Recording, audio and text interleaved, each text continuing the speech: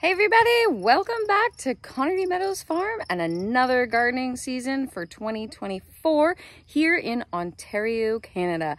If you are new to the channel, welcome, and I hope that you find something helpful and you stick around. And for all of you followers that have been here for a long time, welcome back to the gardening season. There's been a few changes, as is every gardening season. But right now, I'm just going to apologize for the amount of weeds that you're probably going to see in all of the tour today. We have just gone through an extreme hot spell for Ontario, Canada, and I'm talking like humidex of 40 degrees Celsius, which is very, very, very unusual for June here. And then straight after almost almost a week worth of this extreme humidex, we've had rain non-stop for about 4 or 5 days. So I have not been able to get out in the garden. Now, I did spend some time out there today, and you'll definitely be able to see the rows that I got to and the ones that I didn't. But as for the rest of it, welcome to just life on the farm and the way that it goes. So I'm gonna go ahead and I'm gonna start over here on the side of our house, and then we will swing around to the front of our property over here, and then we'll swing around to the main gardens, which are over there, so that you guys get a full big tour. Now, for those of you that have been following along, you'll know that this is the rose bush that came with us from our old farm. Now, it had a whole bunch of beautiful blooms on it, but man, we got pounded with rain, so it really did just completely get just destroyed. But it's sending out some new shoots, which I'm really, really happy about, because I do want to put this in a few other places on the farm. I use the petals and I also use the hips and a lot of my skincare items. And then over here we have our peonies. Again, I brought these with us from our other farm. And then I have a white rose bush here that got pounded as well, unfortunately. There's a few little white ones in here. All right, and then over here we have our blueberry bushes, our garlic, and some strawberries and asparagus. So I did a video on planting blueberries a couple of years back, and those are the two that I planted. As you can see, they are thriving and looking fantastic. Now, these are two different varieties. This one is a more like a wild blueberry flavor, and the other one's more of a high bush. And look at all these babies. So many green blueberries. So I haven't covered them quite yet, just because they're still pretty green, so they're still a little bit safe from the birds. And you can just see. So this will be our biggest blueberry crop that we've had so far here. Now these, I got this at a secondhand store, and it's just a mesh curtain. And I have it here so that when these are ripe, I'm gonna be able to just go ahead and pop them over. Now, one curtain covers 2 plants. So I have another curtain here to cover these 2 plants. And then I'm gonna have to get creative with how I'm gonna cover the rest of these. Now, I am trialing something new this year. Normally with blueberries, you fertilize a number of times a year and they require all this special stuff and yada, yada, yada. I decided to fertilize this year, just top dress with rabbit poop. And all of them are looking really, really happy with that. So I think I'm just gonna continue, instead of buying synthetic fertilizer, I'm gonna continue with the natural product that I have here on hand. And over here is my strawberry asparagus bed. And I do definitely have some strawberries coming in that need to be picked. The birds are getting to them faster than I can. But, so this is, these beds Thomas made. And as you can see, the asparagus, I've now let it go to its fern share. It's looking really good. And then over here, this was a strawberry bed. I'm slowly ripping this out. Right now I have a whole bunch of jewelweed growing in here. My hope is that this strawberry bed here, I'm gonna move the rest of these strawberries in the fall when they're dormant. Then I'm gonna rip this bed out. And because I have started blueberries over there, down where this is, I'm gonna actually put in a few Haskaps. Now I do have Haskaps in the apple orchard, but I do want to throw a few Haskaps over here as well. So I'm going to get a few different varieties than the ones over there, bring them here, and then they can hang out back here with the blueberries, because the blueberries are doing just fantastic here. I do have a few more blueberry bushes on the ground here and over there. Again, like there's a lot of weeding in here that I've got to get to that I just haven't. So this is plum tree. This is also a plum tree. Now we did have actual flowers on this plum tree this year, but because this was the only one that flowered, there was no cross-pollination, so we don't have any other ones. And the sun is shining right in my face, so I look a lot more red than I really am, although I am pretty red because I've been weeding in the garden. But we have another blueberry plant here, and then this is an apple tree. And our garlic, I'm gonna swing you around here. My garlic bed is here, and it got taken over by jewelweed. Now, I don't want to pull out all of the jewelweed because it is poison ivy's natural antidote, but I am going to go ahead and I am going to harvest some of this jewelweed so the garlic can get what it needs. It's going to be yanked out when I have to yank the garlic out anyway, so I'm going to harvest it all and I'm going to freeze it all up, and then I'll be able to use it in my soaps. So let's just take a wander over to the front. My lilac bush here, and then we have all these roses, and in front of these roses, I did talk about doing this. This is the sunflower row. Now, I probably should have put the sunflowers on the roadside instead of behind the roses because they're not getting enough sun. But even still, they're growing and they'll get there eventually, but lesson learned, next year I'm probably gonna flip them to that side. Now don't mind this mess in here. Again, it's been raining nonstop. I do have to get in here and cut the grass, so my garden does not look the greatest. I got my lavender growing down here, and my snowball bushes here. And this is my spiral herb garden. And this year, I have this. Now this only works when the sun shines on it. So it has to have the sunshine, and then it's like a little fountain for the birds, and it's lovely. And then we have herbs and a couple flowers in here. Basil's getting a little out of hand. I'm gonna have to make some basil tea. And you can see the rose bushes there, and the sunflowers down in front, pear tree. And in here we have some yarrow and some dahlias. And then our arbor with my dumpster dive chandelier, and the grapes are going crazy this year, which is lovely. The other thing is my climbing roses, which climbing roses tend not to be super hardy in Canada, so it's lovely to see them come up. And I have this rose bush here. So this one is very similar. Oh, hello, friend. Very similar style to the one that I had when we lived in Cold Lake, Alberta. Now, unfortunately, these little suckers are all over this plant, and I come out here with soapy water once a day and I pick them off. Terrible things, terrible, terrible things. Now, this is mint, catnip and lemon balm, and I made the mistake of planting it in a bed when we first moved here because I was just thinking in a hurry. Bad idea. Please don't ever put your stuff in a bed. You'll end up with it not in the bed. Anyway, over here, look at this climbing rose. Isn't she beautiful?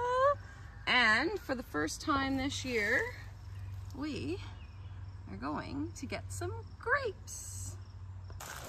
Now, for those of you that haven't seen these before, so my one daughter's favorite color is blue, so that was her gift from me. My other daughter's favorite color is green, so that's her gift. And my dumpster dive chandelier. I think at the end of this season, I'm gonna have to take this and spray paint it, but it'll do.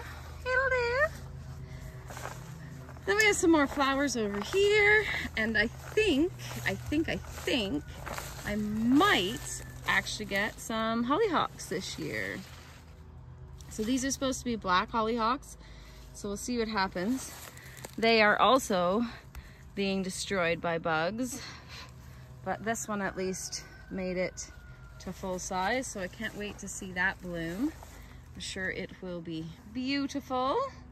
And we have some flowers in here, my hummingbird feeder, and then another snowball bush, and our farm stand, which is not open at the moment.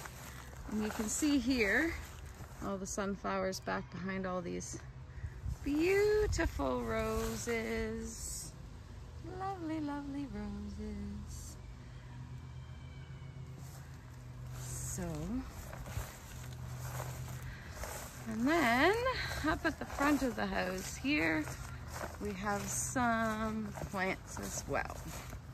Well, all of this lettuce was self-seeded over the winter. It came up in the early spring, and we have been having salads non-stop. There's just so much lettuce here. It is very tightly packed in. I've been asked, are you gonna thin it? No, because then no weeds grow. And it's all right, it's doing really well. We've been eating out of this now for a very long time. And this down here is chocolate mint. This is a new one for me this year.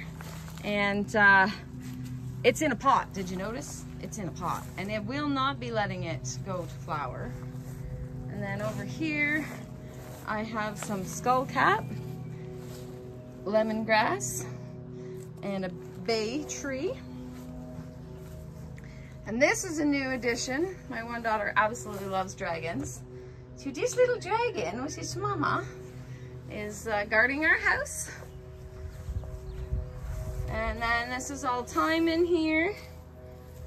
And then over here, chamomile. I have to get all this picked. Another to-do list. And then apple mint. I used to have apple mint, it died off, so I ended up getting some more this year, and also in a pot. Got a spirea. And then this front bed, I have not been in here to weed, so you're gonna have to just excuse the weeds. This is ginger mint. It's very lovely if you have an upset stomach. Friends of ours up the road made these lovely mushrooms for us. So this little morel mushroom here and this little one down here were made by our friends over at Custom Fortress Log Craft, and I will link in the description box below. But yeah, this, I have not been in here to weed any of this yet, so it's a bit crazy. I love my little mushrooms. They are so cute. What a great little garden ornament. I originally was going to put them up near the front, near the road, but I was afraid someone might snatch them. So they're down here in with the rest of the garden bits. Little froggy with it. So cute. Absolutely love them. The garden is there, but so are the goats and the sheep and the cow. So this is electric netting.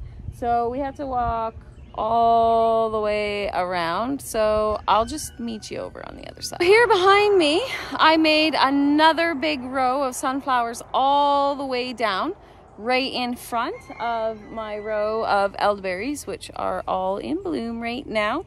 For more information on elderberries, I do have a video. I can link it for you guys. The row of elderberries is here. Now you'll see that there looks like there's some breaks like right in here where the elderberries aren't growing. There are actually just baby elderberries in there. So I wanted to have this beautiful row of sunflowers all the way along the road. So all the way from back there, all the way down to the front here, that's all sunflowers. And I'm hoping, these ones were planted probably 2 to 3 weeks behind the ones in the front, so they're significantly smaller. But I'm hoping once they come up, it'll be just really pretty for people driving by to be able to see the sunflowers. I was hoping for the same thing on the other side, but like I said, I think I just have them on the wrong side on the other side. So next year I'll just flip sides and I will put the sunflowers in front of the rose bushes on the road side, so that it'll be like just a big row of sunflowers for everybody coming along. So let me just scooch through here. And then let me show you over here. So all of these bushes here are Haskaps. And for the most part, I've already picked all the Haskaps. There are still some, but what was happening was the birds were getting to them. But there's still a few. They're so good. Now, if you're Canadian, this is a great little fruit to grow. It's kind of like a blueberry. Texture like a blueberry, soft like a blueberry, just as you can see, it's elongated. But to me, the flavor is like a cross between a blueberry and a raspberry. And right now, when they're underripe, they're pretty tart. That also has to do with the variety, and they do sweeten up. But I do have a whole video on Haskaps that you are more than welcome to check out on the channel as well. Oh. Hi, honey. This is Goocher. Apparently she's joining us today. One of the many garden kitties we have here. But anyway, we have all down this row and then all down all those bushes between our apple trees. And then you might notice down here, actually, hold on, I'll switch your sides. You might notice down here on the cherry trees, I have pie plates, which might seem a bit odd. Not gonna lie, it probably is a bit odd. But anyway, so the pie plates are there to protect the cherries. So what I do is once the cherries start to blush, so a little bit before this point, so this one's almost fully red. The birds would eat this one.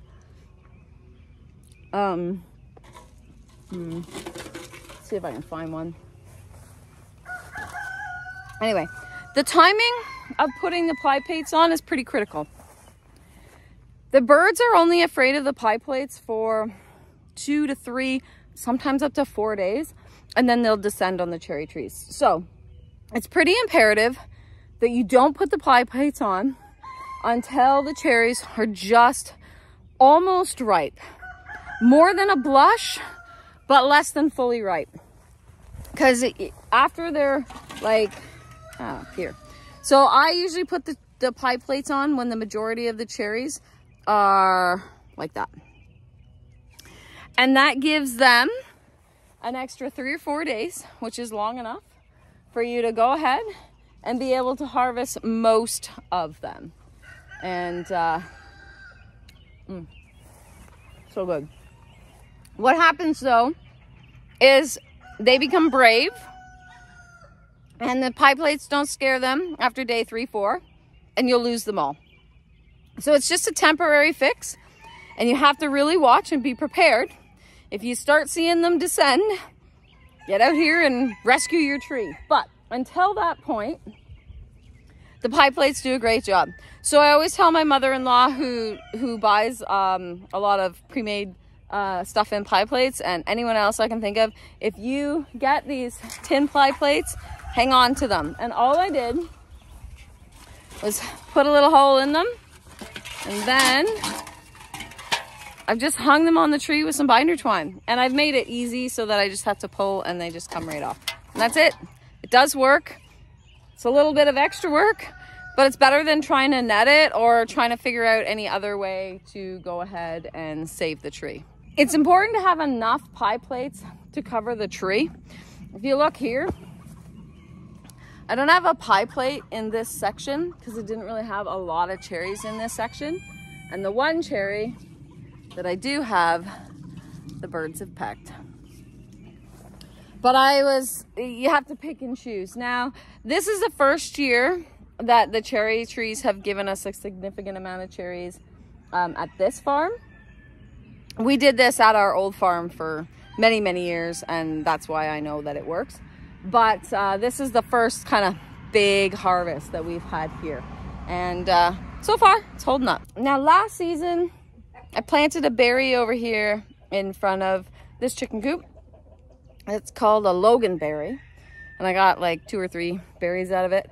And it's kind of like a cross between a blackberry and a raspberry, It's red like a raspberry, kind of shaped more like a blackberry.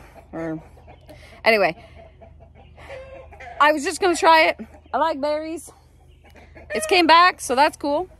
And then this year, I found a couple berries called Boyne's berries. I may be butchering that name. I'm gonna put the spelling of it right down here for you. Anyway, I grabbed a couple of them. They're supposed to be, again, like a raspberry blackberry cross, but have more characteristics of the blackberry. So we're gonna give it a go, because the craziness of the blackberries this season, guys, this is all blackberries. They're crazy. Let me flip you around. This is my blackberries. Last year we had a couple handfuls.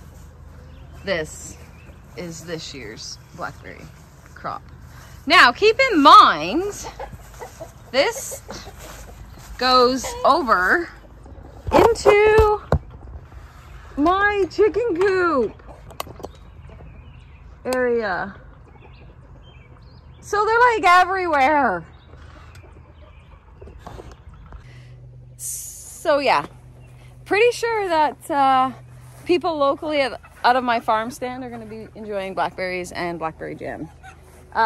This area I haven't got to weed in here. Most of this is comfrey anyway. There is some beautiful purple yarrow. This is a hop plant, but I'm gonna have to get in there and get that weeded up. Hey, we can only do so much. And then this garden bed here, I ripped out all the weeds, and I've slowly been trying to put some chicken friendly food down along here, which you can see they're keeping it clean. I do have some flowers and some other things planted in here. A lot of chamomile and whatnot. And then let's move over to the raised bed gardens. So we have a good crop of rhubarb on all 4 of the ends of the raised bed. I'm gonna have to harvest a bunch yet again. We have let our radish go to seed, some of it, so that I can have some seed pods here. Our green beans, our climbing beans are going up. So on all 3 of my arches is climbing beans. I have purple peacock, Kentucky wonder, and blue lake, and then a yellow one I can't remember the name of offhand. And again, I have not been in here to clean up, so bear with me. There's a lot of weeds. But my soil's nice and healthy, so there's that. I put all these onions in the fall, so that I would have the greens to eat right now. So with that salad that you saw, we're grabbing and eating a lot of the greens. So and I didn't want the little ball starts to go to waste. So, and then we're gonna have all these seeds. So those will be up in the farm stand, and when they're ready. And I also donate them to the local library, so you can look for them there if you're here. My peas are coming in, and these are all eat off the vine peas. Yummy, yummy. And then here we have some lime basil. I'm excited to make some tea with that. Lots of different basils in here, and lots of weeds. Yay, who doesn't have weeds in their garden right now? And then on this side, we've got some carrots, tomatoes. Now, I left the milkweed on that side. We'll pop over there and see it in a second. But we also have here all the goats right next to the garden. What's the key? A very good electric fence. Guys, it's like a jungle over here. Some of these, like I'll dig that up, this'll by the root. That one will probably go, because I whippersnip down in between these rows, and there's just too many of these. So we raise monarch butterflies, and then we tag and release them every year. So that's why I leave them. As they've been popping up in my garden beds, like this, I do not let them stay in the garden bed. I'm sorry to say they have to come out of the garden bed, but I do let them stay in here. See my little garden friend? He can stay, or she. Last year was the first year that I grew holy basil, or Tulsi. And if you've grown Tulsi before, you'll know that it goes to flower really quickly, which is fine because then when you make tea with it, the flavor is really good. Now, in all the years that I have been gardening in Canada, and I have gardened in Alberta, Ontario, New Brunswick, so from like basically one end of Canada to the other, I've gardened in. I've never had basil, a volunteer or self-seed until this summer. So last year was the first time that I grew holy basil, the Tulsi. And this year I have a gazillion holy basil volunteers, which I'm not mad about, but it's crazy because I've told people, no, basil doesn't self-seed here. It'll never do that. You don't need to worry about it. I'm taking that back.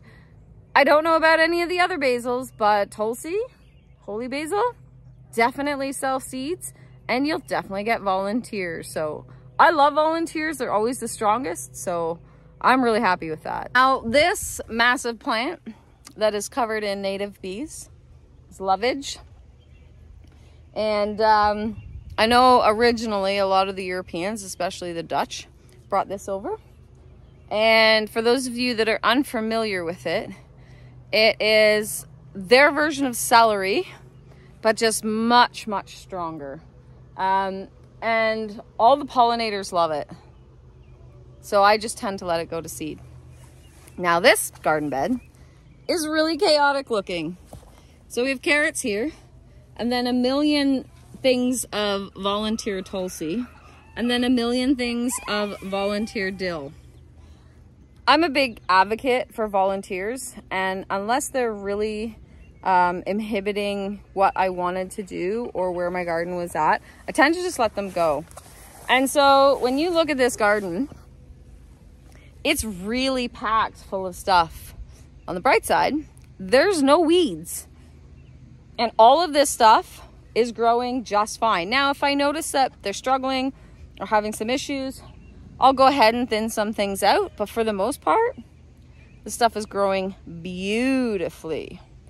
Now, a lot of you I know grow chamomile, and I grow chamomile too. And this right here is often referred to as wild chamomile. Not this weed. Not this weed. This stuff right here. It's called pineapple, wild pineapple weed. And it doesn't grow little white petals, but you can harvest the heads and use it exactly like chamomile. So even though this is a weed, it gets to stay in my garden. And it's not inhibiting the growth of my beans, which are right here, because they're gonna go up the trellis. So it gets to stay. I don't care that my garden is not perfect and not beautiful and not pretty. Like I said, I'm a big advocate for letting things that need to grow. Obviously I weed it, but if it is a weed that has use, I'm gonna let it stay. So over here, much of the same thing going on, lots of volunteers, beans in the front, and then, you know, onions and lettuce and, ooh, froggy. We've got lots of carrots over here. We've got our onions. My peas are all coming in. And then the same thing over here. Lots of peas coming in, lots of calendula coming in. And then over here, I have some basil. Woo! Basil that I planted, but a lot of volunteer Tulsi basil as well. Now these peas here on the end, with these beautiful little purpley flowers, they actually produce a purple pea. And I don't see any out yet, but they have a very beautiful purple pea pod. Like, so the pod that's normally green, like this part is purple, like that deep dark flower. And on this side, I have some broccoli here, and we'll see how she does in amongst the craziness. Ah, look, I have a radish pod, and I can eat it. Lovely. And then, looking good. Some crazy goats over there. Cow. Horses over there. It's almost time to do haying season, so we just gotta work on getting it all ready. What are you talking to, huh? Hey guys. And then on this side we have 3 rows of raspberries. And then I have a nice honeysuckle here, the kids' swings. And then we get into the in-ground garden. So let me flip you around and tell you what's going on in here. So this row, this row, this row, and this row are all strawberries. So today I went ahead, I was able to weed this strawberry bed. So that's what these ones are supposed to look like. Obviously, I need to spend some time out here getting them finished up, but as you can see, when I do get them all weeded up, how'd I miss that one? They look pretty good. And then in the pots here, between the strawberries, are sweet peppers. Now here in Canada, we have a very, very short growing season, at least everywhere that I've grown. So I've grown, like I said, in Alberta, Ontario, New Brunswick, very short growing seasons. I know BC's a little bit longer, but here in Canada, where I am, Ontario, we have such a short growing season. The only way that I manage to get a substantial pepper harvest is to put them in pots. So it does 2 things. One, it keeps their root system really warm. And as you guys all know, peppers want to have warm roots. So the pots keep their roots warm. Number 2, at the end of the season, I can move them into a shed, a garage, a little area at night to extend my harvest. And usually I'm able to putting them out during the day and then kind of in a covered area at night. I'm able to extend my harvest anywhere from 2 to 3 weeks, which it may not seem like much, but sometimes it's just enough for those last peppers just to finish ripening off or to just start to blush, which then when I pick them, they'll finish ripening. So it's a pretty substantial thing. Now, one thing that I always tell people when you're growing in my climate with a very short season is when you grow your peppers from seed, which many of us do, and then when you're ready to transplant them out, everyone always says, oh, you know, pinch the blossoms because you want to focus on root development. Okay, that's great if you actually have a super long season. We don't, and I want every blossom I have. I have tried pinching blossoms and I have done it without pinching blossoms. And I'll tell you right now, the years I pinch blossoms, I hardly get any peppers. I want those early blossoms to actually have time to ripen because really we only get 1 round of peppers here. Like those first flowers are really the only ones I'm gonna get. And if you pinch them, you're not gonna give them enough time to ripen through. So I don't pinch blossoms anymore. Number 2 with the peppers, the other thing is they'll tell you that you should snip the top of the peppers so they get bushier and then you'll get more peppers. Okay, so I've done it both ways. Again, I've snipped the tops and I've done unsnipped tops. And I'll tell you right now, the ones that I've snipped hardly produce any peppers, if any at all, because it takes them so much more time to bush out and flower that by the time they do all of that, my season's almost half over, if not more than half over, and they haven't even produced a pepper yet. So for me, where I am, and with all the years that I've been doing it and all the different ways, I no longer pinch and I no longer cut. I just let them go. And I have fairly significant harvests for what I plant. So I'm going to flip you around and show you where these peppers are at already, because I haven't pinched and because I haven't cut. So this is a Jimmy Nardello. I think I'm saying that right. Jimmy Nardello. Anyway, this is a sweet pepper. And I know it looks like a hot pepper, but it's really not.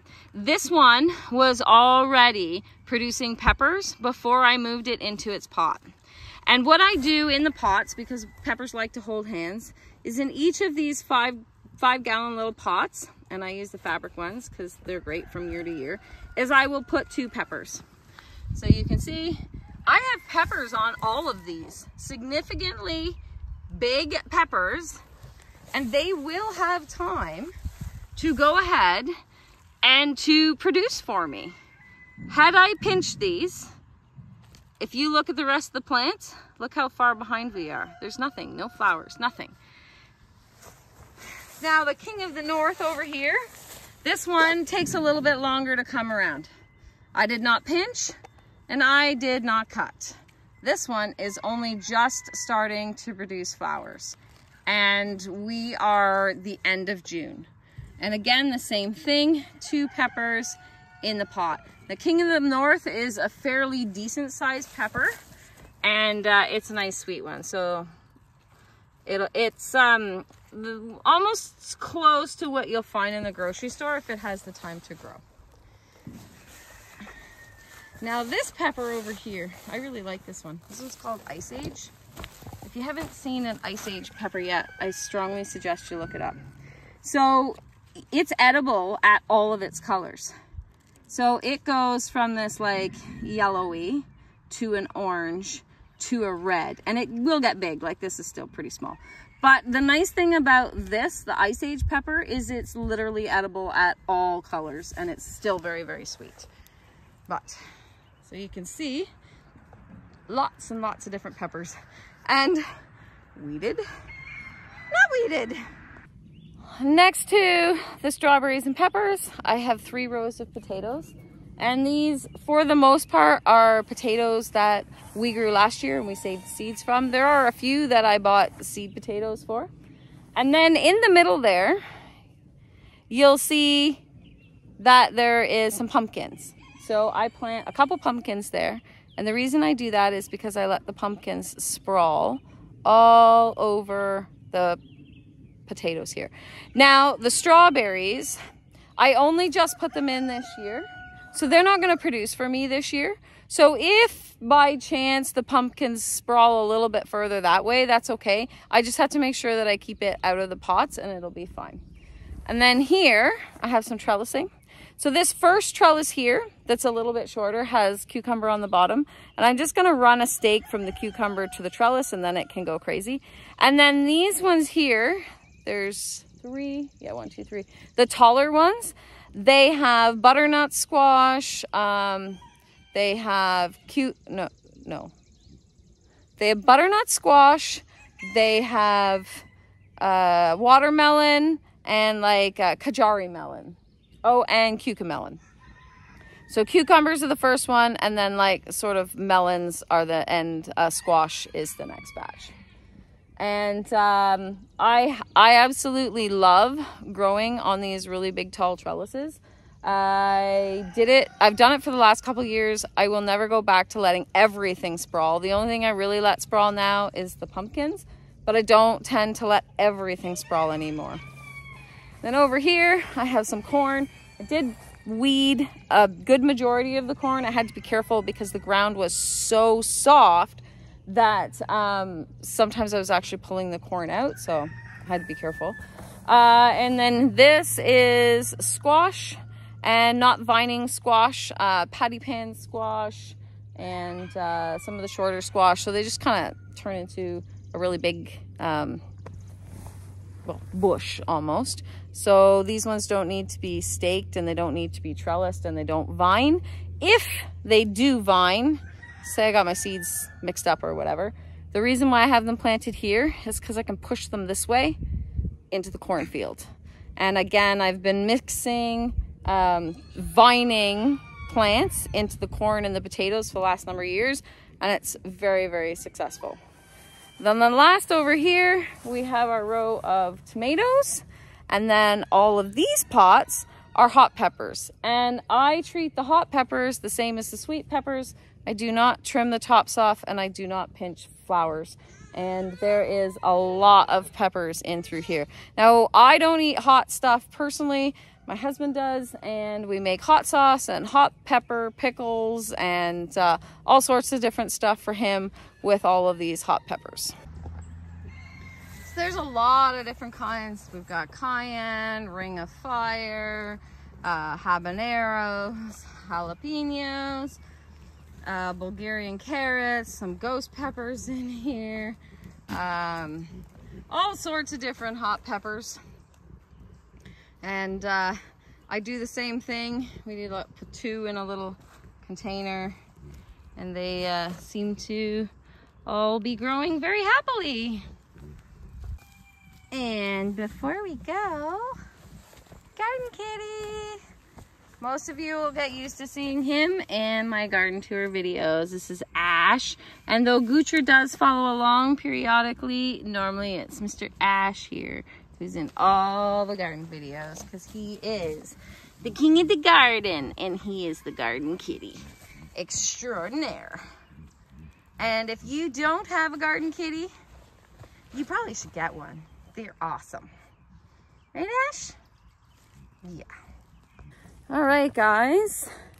So that kind of concludes the garden tour. It gives you a little bit of idea of what I've got going on, what's gonna change through the season. Now, over in front of that shed, I have some sweetgrass, and then I have some more skullcap and St. John's wort. And those are just more like medicinal herbs. Not really much else going on over there. But other than that, I think I've kind of covered where most of the things are. The back of this garden shed here, I have some black caps, otherwise known as black raspberries or wild raspberries. And we kind of let them go. But yeah, I think I've kind of covered the tour. If you have any questions, go ahead, fire me off a message or in the comments down below. I'm happy to answer the questions for you. And we'll see you next time on the farm. Thanks for hanging out with us.